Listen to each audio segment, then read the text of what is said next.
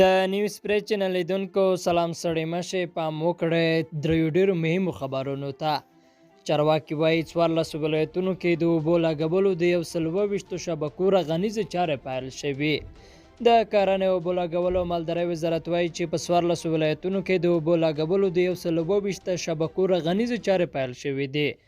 دغه وزارت وایاند اکبر رستمي نن سهشنبه ازادي راډیو ته ویل د دغو شبکو د جوړولو په پار 1 میلیارډ او 302 میلیونه 855,000 او 903 افغانۍ په پام کې نیول شوي چې د نړیوال او آسیایي پراختیایي بانک لخوا ورکول کیږي.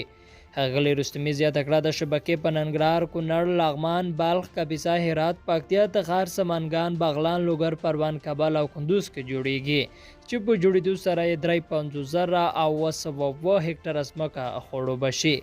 ښاغلی رستمي وایي چې د دغو شبکو په جوړېدو سره د یادو شبکو تر پوښښ لاندې ځمکو کې د 10 تر 13 سلنه د اوبو د ضایعاتو مخه نیول کیږي او په همدې کچه د کروندو حاصلات هم زیاتیږي.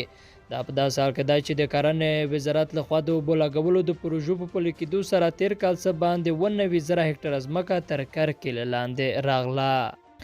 بلخوا چارواکي وایي نن د 42 بندونو د جوړولو تړونونه لاسلیک او چارې پیلېږي.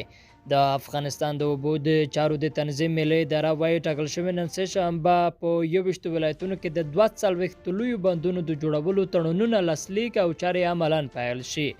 دغه ادارې د معلوماتو له مخې د دغه بندونو په جوړولو 502 میلیونه ډالر لګښت راسي چې په بشپړېدو سره به 15 میگا واټه برېښنا تولید کړي.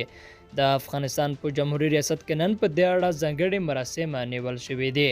په ورته وخت کې د اوبو د چارو د تنظیم ملي ادارې بیان نظام الدین خپلواک ازادي راډیو ته ویل چې نن سهشنبه د اوبو او برېښنا د مدیریت اونۍ پیل شوه چې په ترڅ کې به لسګونه بشپړې شوې پروژې ګټه اخیستنې ته وسپارل شي او د لسګونه نورو پروژو کارونه به هم پیل شي.